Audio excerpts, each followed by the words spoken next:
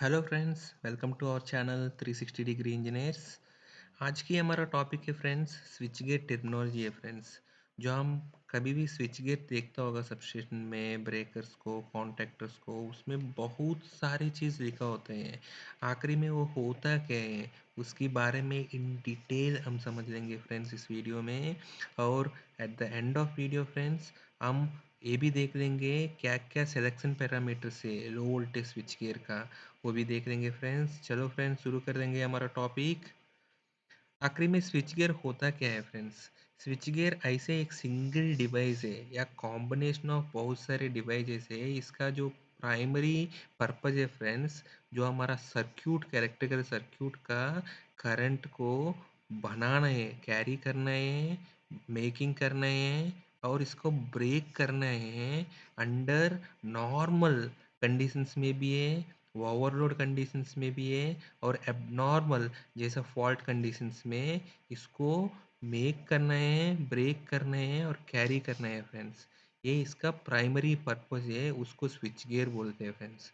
Switch gear का examples है friends, like fuse है फ्रेंड्स, बहुत सारे आप देखा होगा, या कॉन्टैक्टर हैं, या सर्क्यूट ब्रेकर है फ्रेंड्स, या M C B miniature circuit breaker है friends, M C C B है मोल्डेड के सर्क्यूट ब्रेकर है, RCCB residual current circuit breaker, DLCB R3 case circuit breaker, SFU है फ्रेंड्स स्विच फ्यूज यूनिट या switch disconnector fuse.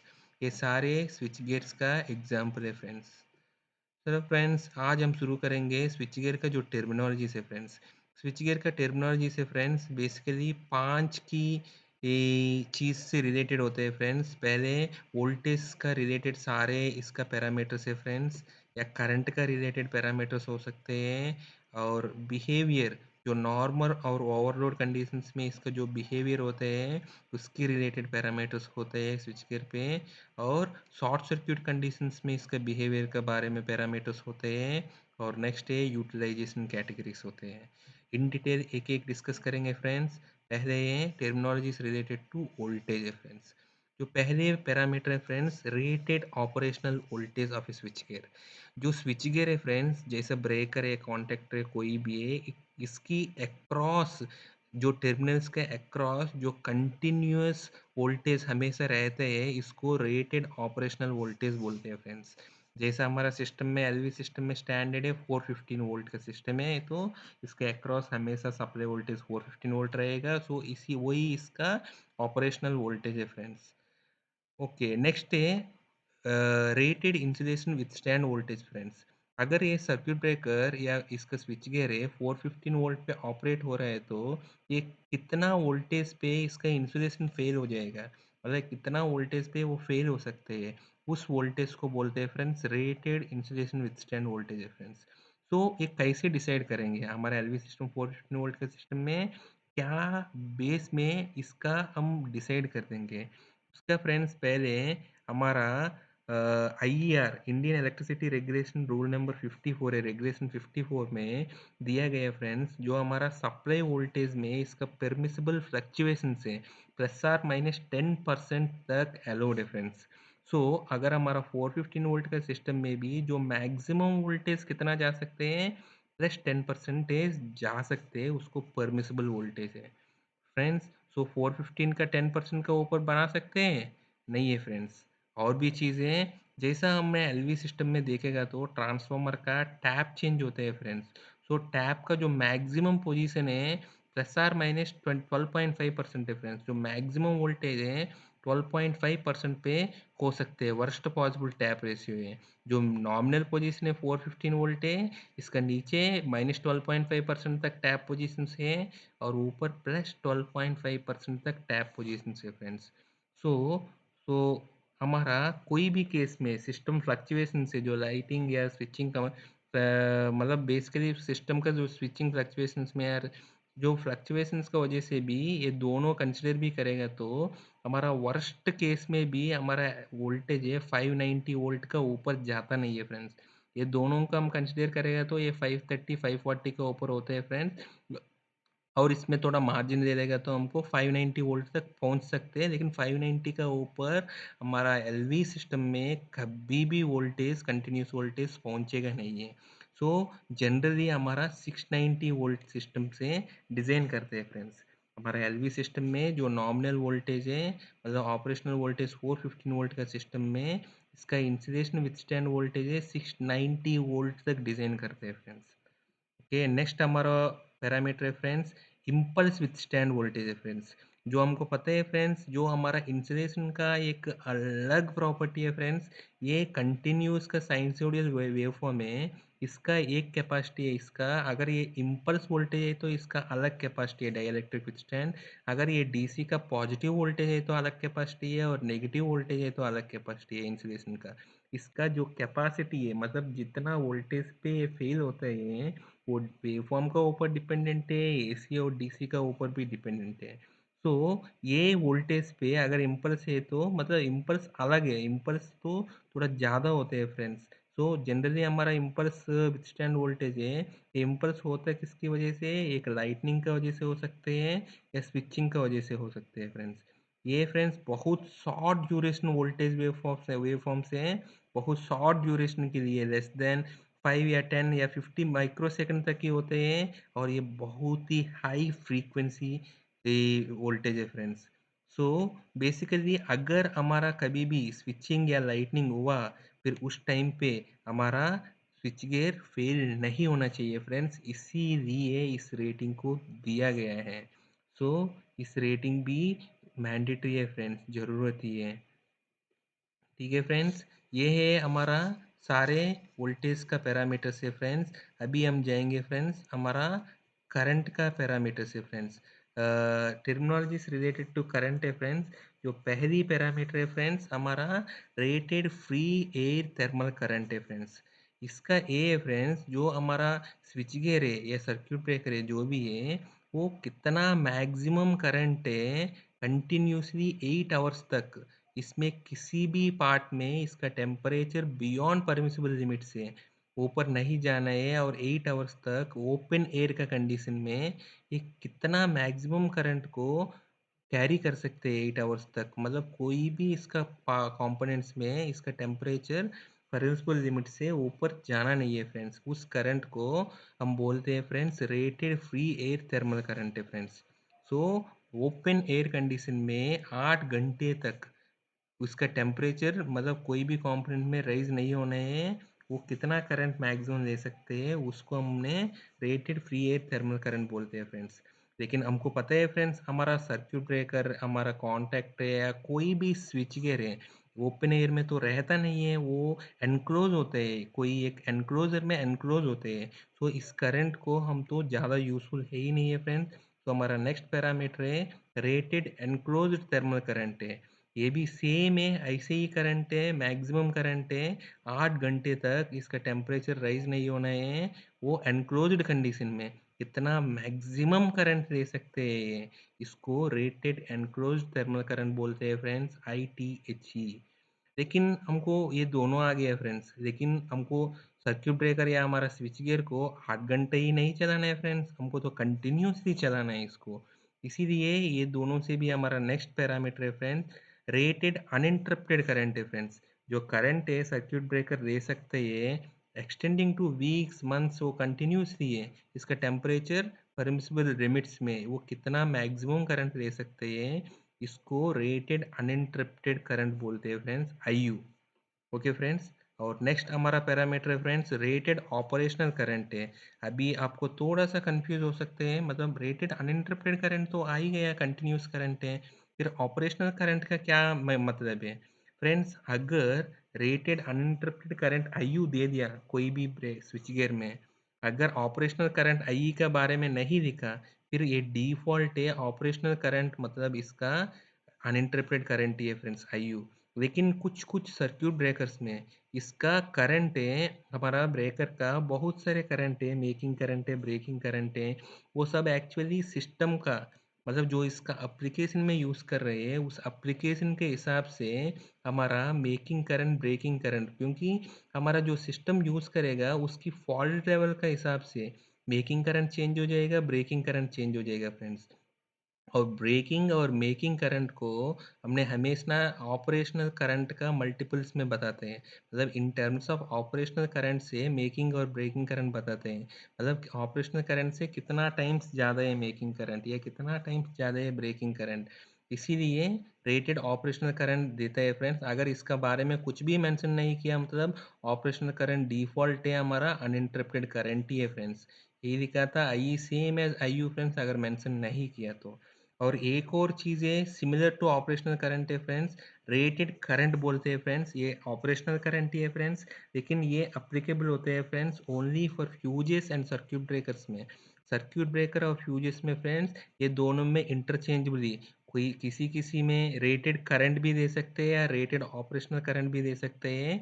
As per standard तो इसमें circuit breaker और इसमें rated current देना चाहिए friends, I N.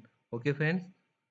So basically IU, IE and IN all three are basically same ही है friends, बस एप्लीकेशन के हिसाब से चेंज हो रहा है बस इसका।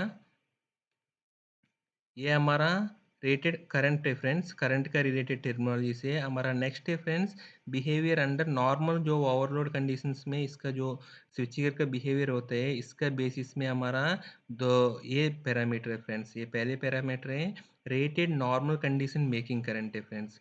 जो हमारा स्विच गेट डिज़ाइन कर दिया, जो हमारा कॉन्टैक्ट है या ब्रेकर है, लेकिन वो तो हमेशा मेकिंग नॉर्मल कंडीशन में भी है, इसका करंट तो जो हमारा ऑपरेशनल करंट से ऊपर तो हो सकते हैं फ्रेंड्स। इसके एग्जाम्पल है जैसा हमारा कोई भी मोटर को, इंडक्शन मोटर को हमने ऑन कर दिया था, उसी टाइम पे हमारा ब्रेकर या स्विच गियर ऑन हुआ, तब इसका करंट है हमारा 4 to 6 टाइम्स या 8 टाइम्स तक जाते हैं फ्रेंड्स इसका करंट रेटेड करंट से। तो उस टाइम में भी ये नॉर्मल कंडीशन है, क्योंकि मोटर स्टार्ट करना है, स्टार्ट होना is not a fault condition, वो नॉर्मल कंडीशन है। उस नॉर्मल कंडीशन का मेकिंग करंट को बोलते हैं फ्रेंड्स ये रेटेड नॉर्मल करंट है फ्रेंड्स। जो स्विच गियर सेफली है हमारा ऑपरेटर को या इंस्टॉलेशन को या खुद को डैमेज नहीं करने के लिए, जो मैग वो सेफ करंट है मेकिंग करंट है, उसको rated normal condition making current बोलते हैं फ्रेंड्स। इन सिमिलर फैशन है हमारा rated normal condition breaking current है फ्रेंड्स। ये गलती से लिख दिया था, ब्रेकिंग करंट है ये सेम है फ्रेंड्स जो हमारा ब्रेक करते हैं। तो इसका एग्जाम्पल है फ्रेंड्स, अगर हमारा इंडक्शन मोटर है जाम में, यानी ये तो ओवरलोड में ट्रिप हुआ है, तो वो भी ऑपरेशनल करंट से ज़्यादा ही होते हैं। उस वो भी नॉर्मल कंडीशन है, वो भी नॉर्मल कंडीशन है, फॉल्ट कंडीशन नहीं है, ओवरलोड कंडीशन। तो उस केस में ये कितना करंट को ब्रेक कर सकते हैं विदाउट कॉजिंग एनी डैमेज, हमारे इंस्टॉलेशन के लिए या खुद का स्विच गियर के लिए, और जो ऑपरेट कर रहे हैं ऑपरेटर को विदाउट एनी डैमेज पहुंचने के लिए कितना नॉर्मल कंडीशन मेकिंग का ब्रेकिंग करंट होते हैं फ्रेंड्स। ये ब्रेकिंग करंट है फ्रेंड्स, गलती से हो गया था। और हमारा ये हो गया फ्रेंड्स नॉर्मल कंडीशन के लिए। अभी हम देख लेंगे एबनॉर्मल कंडीशन के लिए। अगर स्विच गियर है शॉर्ट सर्क्यूट कंडीशन में, ये हमारा बहुत ही इंपॉर्टेंट पैरामीटर है फ्रेंड्स। ये हमारा rated short circuit making current है फ्रेंड्स। ये करंट है फ्रेंड्स जो मैक्सिमम करंट है जो हमारा स्विच गियर है कैरी कर सकते हैं, इसका खुद का नहीं डैमेज करने के लिए, इंस्टॉलेशन और ऑपरेटर के लिए जो मैक्सिमम करंट इसको कैलकुलेट कैरी कर सकते हैं फ्रेंड्स, वो बोलते हैं friends rated short circuit making current है फ्रेंड्स। जो ऑलरेडी हमारा पहले वीडियो में फ्रेंड्स हमने शॉर्ट सर्क्यूट करंट के बारे में और मेकिंग कैपेसिटी और ब्रेकिंग कैपेसिटी के बारे में बहुत ही इन डिटेल डिस्कस किया फ्रेंड्स। अगर आप उस वीडियो को मिस हो गए तो आप इस लिंक में, मैं आपको लिंक देता हूँ, उस वीडियो भी ज़रूर देख लीजिए फ्रेंड्स। उसमें इसका इन डिटेल बताया था, और जैसा उसमें उस वीडियो में क्लियरली बताया गया था, जो मेकिंग करंट है अगर हमारा स्विच गियर है फॉल्ट कंडीशन में ऑन किया, नीचे हमारा डाउनस्ट्रीम में फॉल्ट है, हमको पता नहीं है, we are unaware of it, हम इसका स्विच गियर को ब्रेकर को ऑन कर दिया, तब ये ऐसा शॉर्ट सर्क्यूट करंट का वेव फॉर्म क्रिएट होता है फ्रेंड्स। और ये जो मैक्सिमम करंट ये लेते हैं friends, peak short circuit current, इसी को ही मेकिंग करंट बोलते हैं फ्रेंड्स। जो सर्क्यूट ब्रेकर है जो मैक्सिमम करंट पे ये मेक होते हैं, कांटेक्ट बनते हैं, इसको मेकिंग करंट का बोलते हैं फ्रेंड्स। सो हमेशा हमारा शॉर्ट सर्क्यूट वेवफॉर्म में जो पीक शॉर्ट सर्क्यूट करंट होते हैं वही हमारा मेकिंग करंट है फ्रेंड्स। हमारा नेक्स्ट पैरामीटर है friends short circuit breaking current है फ्रेंड्स। ये सिमिलर टू उसी वेवफॉर्म में फ्रेंड्स हमारा हमारा ब्रेकर्स मैकेनिकल चीज़ है फ्रेंड्स, वो इतना फास्ट है ही नहीं है। अगर ये फॉल्ट यहीं पर भी डिटेक्ट किया तो ये ट्रिप होगा फ्रेंड्स। 100-150 मिली सेकंड का बाद ट्रिप होगा, लेकिन हमारा सब ट्रांसिएंट पीरियड है ये 20 मिली सेकंड में ख़त्म हो जाएगा। तो इसीलिए हमारा ब्रेकर कभी भी सब ट्रांसिएंट फेज में फिजिकली ऑपरेट नहीं कर सकते, प्रैक्टिकली पॉसिबल नहीं है। इसीलिए हमारा ब्रेकर हमेशा सर्किट ब्रेकर है ट्रांसिएंट फेज में, ट्रांसिएंट पीरियड में ही ऑपरेट होता है। सो हमने ब्रेकिंग करने के लिए सर्किट ब्रेकर का इतना कैपेसिटी होने की ज़रूरत नहीं है फ्रेंड्स ये पीक का, क्योंकि इस फेज में, इस सब ट्रांसिएंट पीरियड में कभी भी हमारा ब्रेकर ब्रेक नहीं होगा प्रैक्टिकली। इसीलिए ब्रेकिंग करंट को हमने RMS value of short circuit current बोलते हैं फ्रेंड्स। इसीलिए ब्रेकिंग करंट है हमेशा कम रहते हैं मेकिंग करंट से। उसका रिलेशन भी हमने आपको पहले वीडियो में बताया था। मेकिंग करंट हमेशा 2.58 टाइम्स ज़्यादा रहते हैं फ्रेंड ब्रेकिंग करंट से। हमारा नेक्स्ट करंट है फ्रेंड्स, ये दोनों हो गए फ्रेंड्स, ये तो शॉर्ट टाइम के लिए। और नेक्स्ट पैरामीटर है शॉर्ट टाइम विथस्टैंड करंट है फ्रेंड्स। फॉर एग्जांपल फ्रेंड्स हमारा कोई डाउनस्ट्रीम सर्क्यूट में फॉल्ट हो गया था, अगर वो ट्रिप नहीं हुआ फिर हमको क्या करना है फ्रेंड्स, इसका नेक्स्ट वाला इसका अपर साइड जो स्विच गियर है उसको आइसोलेट करना चाहिए। अगर वो ट्रिप नहीं हुआ तो अप साइड वाला ब्रेकर है ट्रिप करना चाहिए। उसी को हम डिस्क्रिमिनेशन बोलते हैं फ्रेंड्स। इसको हम इन डिटेल है हमारा कोऑर्डिनेशन का बारे में, कोऑर्डिनेशन में हम डिस्कस कर दिया था। सो ये फ्रेंड्स हमारा डिस्क्रिमिनेशन है।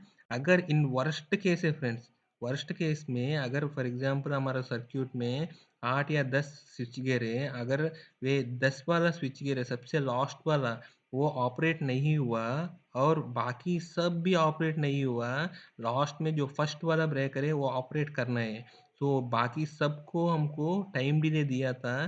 सो अगर ये सब फेल हुआ तो वर्स्ट केस में जो हमारा टॉप मोस्ट ब्रेकर है, अपर मोस्ट ब्रेकर है, वो सारे ड्यूरेशन के लिए, इसका बैकअप ड्यूरेशन के लिए ये रेटेड शॉर्ट सर्क्यूट करंट को, जो शॉर्ट सर्क्यूट करंट को वो कंटिन्यूसली कैरी करना चाहिए उस टाइम तक। सो ये एक बहुत ही इम्पोर्टेंट पैरामीटर है, ये शॉर्ट सर्क्यूट करंट को कितना टाइम तक कैरी कर सकते हैं। सो इसीलिए फ्रेंड्स ये दिया था, ये एबिलिटी ऑफ स्विच गियर है कंटिन्यूसली, जो एबिलिटी ऑफ स्विच गियर है जो शॉर्ट सर्क्यूट करंट को कितना ड्यूरेशन के लिए, जो कोऑर्डिनेशन मैक्सिमम कोऑर्डिनेशन टाइम दिया उतना ड्यूरेशन के लिए कैरी करने का एबिलिटी है फ्रेंड्स। इसका एग्जांपल देख लीजिए फ्रेंड्स, फॉर एग्जांपल हमारा स्विच गियर का 35 kilo ampere for 1 second, 1 second तक 35 किलो एम्पियर कैरी करना है, इसका ये कैपेसिटी है। या किसी किसी में हमको स्टैंडर्ड रेफरेंस 1 सेकेंड या 3 सेकेंड ही मिलते हैं हमको। 3 सेकेंड का ऊपर वाला बहुत ही मुश्किल है, कोई मैन्युफैक्चरर है ही नहीं है इसका बनाने वाला। सो जनरली हमको 1 सेकेंड वाला वो मिलता है या 3 सेकेंड वाला मिलता है फ्रेंड्स। इसी का ही या फॉर एग्जांपल मेकिंग या ब्रेकिंग करंट देखेगा तो इसका 50 किलो एम्पीयर हो सकते हैं, क्योंकि वो इंस्टेंटेनियस आरएमएस करंट है, लेकिन ये 1 सेकंड तक इसको कैरी करने हैं। इसीलिए आपको बहुत ही सारे स्विच गियर में आपको दिखने लग जाएगा हमारा ICWA जो विथस्टैंड करंट है वो कम रहते हैं ब्रेकिंग करंट से भी।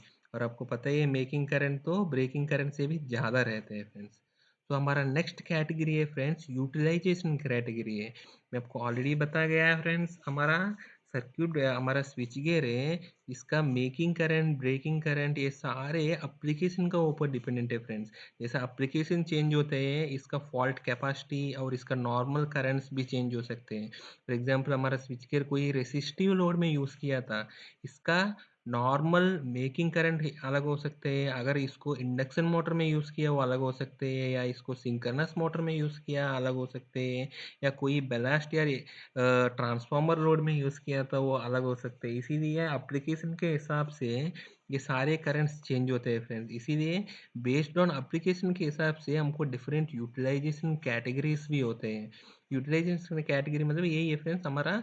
अगर नॉर्मल सर्विस कंडीशन में क्या-क्या होता है फ्रेंड्स, नॉर्मल सर्विस कंडीशन में हमारा एambient एयर टेम्परेचर है फ्रेंड्स मैक्सिमम हमारा 40 डिग्री सेंटीग्रेड पे जो हमारा मैक्सिमम एambient एयर टेम्परेचर होता है फ्रेंड्स। अगर मैक्सिमम 40 डिग्रीज होते हैं और एवरेज प्लस 35 डिग्री से ओवर 24 आवर्स में एवरेज है 35 डिग्रीज होते हैं फ्रेंड्स।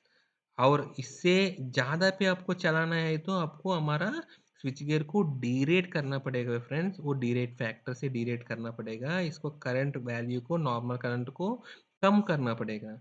और ये मिनिमम टेम्परेचर फ्रेंड्स -5 डिग्री से एम्बियंट टेम्परेचर तक वो कर सकते हैं।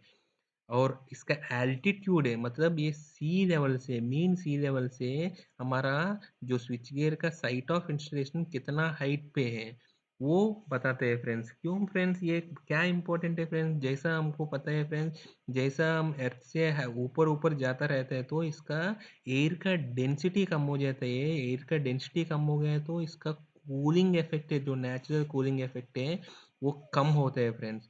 तो इसीलिए 2000 मीटर को ऊपर आप चला जाएगा तो वहाँ एयर का डेंसिटी कम होने की वजह से कूलिंग इफेक्ट कम होगा। इसीलिए इसको भी डीरेट करना पड़ेगा आपको 2 मीटर का ऊपर, सॉरी 2 किलोमीटर का ऊपर एल्टीट्यूड पे आपको जाना है तो तब भी आपको स्विच गियर को डीरेट करना पड़ेगा।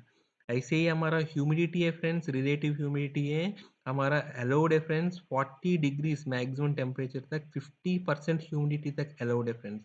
अगर ह्यूमिडिटी ज़्यादा है तो हो सकते हैं पॉसिबल है अगर लोअर टेम्परेचर पे है, फॉर एग्जांपल 20 डिग्री से या 15 डिग्री से 90 डिग्रीज पे भी हो सकते हैं मैक्सिमम टेम्परेचर। हमारा नेक्स्ट है फ्रेंड्स पोल्यूशन डिग्री है फ्रेंड्स। पोल्यूशन डिग्री चार प्रकार का दिया गया है फ्रेंड्स पोल्यूशन डिग्री। पहले वाला फ्रेंड्स पोल्यूशन डिग्री 1 है, उसमें क्या होता है फ्रेंड्स कोई भी पोल्यूशन नहीं है, कोई भी पोल्यूशन चीज़ नहीं है या नहीं है तो कभी कभी हो सकते हैं dry non conducting pollution substance से डिवाइस के ऊपर आ सकते हैं। और पोल्यूशन डिग्री 2 में friends normally non conductive pollution ही रहते हैं फ्रेंड्स, लेकिन कभी भी कंडेंसेशन हुआ है तो वो टेम्पररी कंडक्टिविटी ये क्रिएट कर सकते हैं कंडेंसेशन की वजह से, लेकिन नॉर्मली हमेशा एनवायरनमेंट में नॉन कंडक्टिव पोल्यूशन ही रह सकते हैं, उसको पोल्यूशन डिग्री 2 बोलते हैं फ्रेंड्स। और पोल्यूशन डिग्री 3 में फ्रेंड्स हमेशा कंडक्टिव पोल्यूशन रहता है और ड्राई नॉन कंडक्टिव पोल्यूशन है वो बन जाते हैं कंडेंसेशन की वजह से कंडक्टिंग, सो इनडायरेक्टली ये कंडक्टिव पोल्यूशन है फ्रेंड्स। और पोल्यूशन 4 में फ्रेंड्स जो सबसे क्रिटिकल वाला डिग्री है पोल्यूशन डिग्री 4 है, इसमें हमेशा कंडक्टिविटी वाला रहता है या रेन और स्नो में जो स्विच गियर रहते हैं। जनरली ऐसा एप्लीकेशन तो हमको इंडिया में मिलता नहीं है फ्रेंड्स। जो हमारा इंडस्ट्री के लिए हमारे इंडिया में तो पोल्यूशन डिग्री 3 यूज़ करते हैं हम लोग, जिसमें कंडक्टिव पोल्यूशन रहते हैं। और हाउस होल्ड और इसका सिमिलर एप्लीकेशन के लिए हमने पोल्यूशन डिग्री 2 यूज़ करते हैं फ्रेंड्स, क्योंकि हाउस होल्ड में तो कंडक्टिव का पोल्यूटेंट आना बहुत ही रेयर चांस है, इसीलिए हमको pollution degree 2 is okay friends. हमारा नेक्स्ट है फ्रेंड्स जनरल सिलेक्शन पैरामीटर्स है। जो स्विच गियर आपको खरीदना है या लेना है तो क्या इसका सिलेक्शन पैरामीटर्स है फ्रेंड्स, ये चार हैं। ये नॉर्मल कंडीशन परफॉर्मेंस का बेसिस में पैरामीटर्स है, एबनॉर्मल के लिए और लाइफ एक्सपेक्टेंसी और एसेसरीज है फ्रेंड्स। एक एक डिस्कस करेंगे फ्रेंड्स। नॉर्मल कंडीशन में हमारा जो ऑपरेशनल वोल्टेज है फ्रेंड्स, अगर ये सिस्टम वोल्टेज एसी या डीसी है जो इसका हमारा सिस्टम वोल्टेज में यूज़ करते हैं वही इसका ऑपरेशनल वोल्टेज होना चाहिए। जैसे हमारा एलवी सिस्टम में हमारा स्टैंडर्ड वोल्टेज है 415 वोल्ट है, तो इसका ऑपरेशनल वोल्टेज 415 वोल्ट ही होना चाहिए फ्रेंड्स। नेक्स्ट हमारा ऑपरेशनल करंट है, ये हमेशा जो मैक्सिमम लोड करंट है सर्क्यूट का हमारा उससे ज़्यादा होना चाहिए ऑपरेशनल करंट, क्योंकि आपको ऑलरेडी बता गया था आपको ओवर एल्टीट्यूड ज़्यादा पे चलाना है या नहीं है तो टेम्परेचर ज़्यादा पे चलाना है तो डीरेट करना पड़ेगा आपको, इसीलिए हमेशा ऑपरेशनल करंट आपको जो मैक्सिमम लोड करंट है इससे ज़्यादा होना चाहिए फ्रेंड्स। और नेक्स्ट है फ्रेंड्स ऑपरेशनल टेम्परेचर है, ये आपको ऑलरेडी पहले बता गया था। नॉर्मल टेम्परेचर कंसिडर करते हैं फ्रेंड्स 40 डिग्री सेंटीग्रेड है फ्रेंड्स। अगर आपको इसका ऊपर टेम्परेचर पे चलाना है तो आपको डीरेटिंग फैक्टर से कम करना पड़ेगा फ्रेंड्स। मतलब इसका फॉर एग्जांपल 1000 का ऑपरेशनल करंट है फ्रेंड्स और इसका जैसा इसका टेम्परेचर ज़्यादा बढ़ गया है तो वो 800 टेम्परेचर कम हो जाएगा फ्रेंड्स, मतलब प्रोपोर्शनली वो कम हो जाएगा अगर आपको ज़्यादा टेम्परेचर पे कम का चलाना है तो। नेक्स्ट है फ्रेंड्स प्रोडक्ट स्पेसिफिक पैरामीटर्स है friends, like depends on type of, मतलब कोई भी हमारा प्रोडक्ट स्पेसिफिक है हमारे लिए तो कोई कस्टमर के लिए है तो वो आप मेंशन कर सकते हैं अपने सिलेक्शन में। और नेक्स्ट एबनॉर्मल कंडीशन परफॉर्मेंस है फ्रेंड्स, उसकी बेसिस में तो हमारा ब्रेकिंग कैपेसिटी है वो हमेशा हमारा मैक्सिमम फॉल्ट करंट उस पर्टिकुलर लोकेशन में उससे ज़्यादा होना चाहिए फ्रेंड्स। और मेकिंग करंट भी स्पेसिफाई करना चाहिए फ्रेंड्स, हमारा इसका 2.58 टाइम्स ब्रेकिंग कैपेसिटी है वो भी हमको स्पेसिफाई करना चाहिए। और विथस्टैंड कैपेसिटी हमको 1 सेकंड लेना है या 3 सेकंड लेना है, जैसा हमारा डिस्ट्रीब्यूशन बोर्ड या जनरेशन बोर्ड तक चला जाएगा तो आपको कोऑर्डिनेशन टाइम ज़्यादा रहते हैं, उस केस में हमको मोस्टली हमको 3 सेकंड वाला विथस्टैंड कैपेसिटी मिलता है फ्रेंड्स। अदरवाइज नॉर्मल बोर्ड में हमेशा इसका कॉस्ट कम करने के लिए हमको 1 सेकंड ही करते हैं फ्रेंड्स। और कोई प्रोडक्ट स्पेसिफिक पैरामीटर्स है फ्रेंड्स। और नेक्स्ट है लाइफ एक्सपेक्टेंसी है फ्रेंड्स, जैसा आपको पता है स्विच गियर्स में डिफरेंट डिफरेंट स्विच गियर के लिए डिफरेंट डिफरेंट लाइफ लाइफ होते हैं। लाइक कॉन्टैक्टर से वो बहुत ही ज़्यादा ऑपरेट करता है तो उसका लाइफ भी कम हो जाता है इसका ऑपरेशन का बेसिस में, इसीलिए वो भी आपको मेंशन करना चाहिए, कंसिडर करना चाहिए आपको खरीदने के टाइम पे।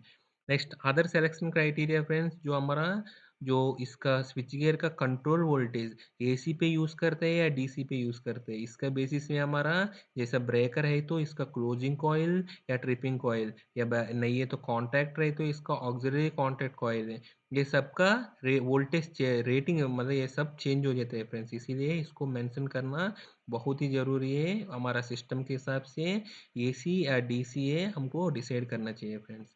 और नेक्स्ट है एसेसरीज है फ्रेंड्स, एज पर एप्लीकेशन है, जैसा आपको कितना ऑक्सिलरी कॉन्टेक्ट चाहिए, जैसा ब्रेकर है तो आपको कितना ऑन कॉन्टेक्ट चाहिए, कितना ऑफ कॉन्टेक्ट चाहिए, या कितना स्प्रिंग चार्ज का कॉन्टेक्ट चाहिए, ऐसा, या ट्रिप कॉन्टेक्ट का स्टेटस है, ये सब चाहिए तो एसेसरी से एक्स्ट्रा आपको कितना चाहिए वो भी आपको सिलेक्शन क्राइटेरिया में कंसिडर करना चाहिए फ्रेंड्स। नेक्स्ट है आपको मेंटेनेंस कैसे चाहिए फ्रेंड्स, आपको मेंटेनेंस के लिए कुछ ब्रेकर सूटेबल है कुछ ब्रेकर सूटेबल नहीं है, या कुछ ब्रेकर है बहुत ही कम मेंटेनेंस का ज़रूरत पड़ते है, कुछ कुछ ब्रेकर से आज के ज़माने में नो मेंटेनेंस का ब्रेकर्स भी आ रहे हैं, मतलब इसमें बिल्कुल ही ज़रूरत ही नहीं है आपको मेंटेनेंस करने के लिए, वो भी आपको सिलेक्शन क्राइटेरिया में कंसिडर करना चाहिए फ्रेंड्स। और एल्टीट्यूड आपको पहले ही भी बताया गया है फ्रेंड्स, हमारा 2000 मीटर तक जनरली हमारा अलाउड है, अगर इससे ऊपर आपको साइट लोकेशन है तो आपको डीरेट करके लेना चाहिए फ्रेंड्स ऑपरेशनल करंट को। और आपको जो ब्रेकर सेलेक्ट किया फ्रेंड्स, इसका स्पेयर से रेडीमेड मार्केट में अवेलेबल होना चाहिए फ्रेंड्स, क्योंकि बहुत ही सारे वेंडर्स हैं हमारे पास ऐसे होते हैं वो 15 साल या 10 साल 15 साल 20 साल के बाद इसका प्रोडक्ट को आउटडेट कर देते हैं फ्रेंड्स, इसका स्पेयर्स को भी डिक्लेयर कर देते हैं फ्रेंड्स अवेलेबल नहीं होगा, इसीलिए हम हमेशा जो लेटेस्ट मॉडल लेना चाहिए जिसका अगले 15 या 20 साल तक इसका स्पेयर्स मार्केट में अवेलेबल होना चाहिए। इसको देखकर जो लेटेस्ट डिज़ाइन ही लेना चाहिए फ्रेंड्स, आपको जो भी आउटडेटेड या अब्सोल्यूट इक्विपमेंट को लेना नहीं चाहिए फ्रेंड्स खरीदने के टाइम पे ही। और नेक्स्ट है हमारा साइज़ है, साइज़ आपको कॉम्पैक्ट चाहिए, कॉम्पैक्ट लेने से वजह से क्या है फ्रेंड्स, आपका स्विच गियर कॉम्पैक्ट हो गया तो आपका पैनल भी कॉम्पैक्ट हो जाएगा, आपका सबस्टेशन भी कॉम्पैक्ट हो जाएगा फ्रेंड्स, थोड़ा छोटा हो जाएगा, इसीलिए साइज़ कॉम्पैक्ट है या लो है, नॉर्मल है, ये भी आपको क्लियरली मेंशन करना चाहिए, कंसिडर करना चाहिए आपको लेने से पहले। नेक्स्ट है हमारा वीए कंजम्पशन ऑफ ट्रिपिंग कॉइल है, क्लोजिंग कॉइल है, ब्रेकर के लिए तो अगर कॉन्टैक्टर के लिए है तो इसका ऑक्सिलरी कॉइल है, इसका जो वीए कंजम्पशन पावर कंजम्पशन कितना है होना चाहिए वो भी क्योंकि इसका बेसिस में हमारा कंट्रोल सर्किट का फ्यूज़ डिसाइड होते हैं, इसीलिए वो भी कंसिडर करना बहुत ही इम्पोर्टेंट है फ्रेंड्स। और नेक्स्ट है फ्रेंड्स सूटेबिलिटी फॉर एनाउंसिएशन है, एनाउंसिएशन के लिए सूटेबल है नहीं है वो भी डिसाइड करना चाहिए फ्रेंड्स, सिलेक्शन देख लेना चाहिए फ्रेंड्स। तो यही हमारा टॉपिक है फ्रेंड्स, हमारा साथ बने रहिए, थैंक यू फ्रेंड्स।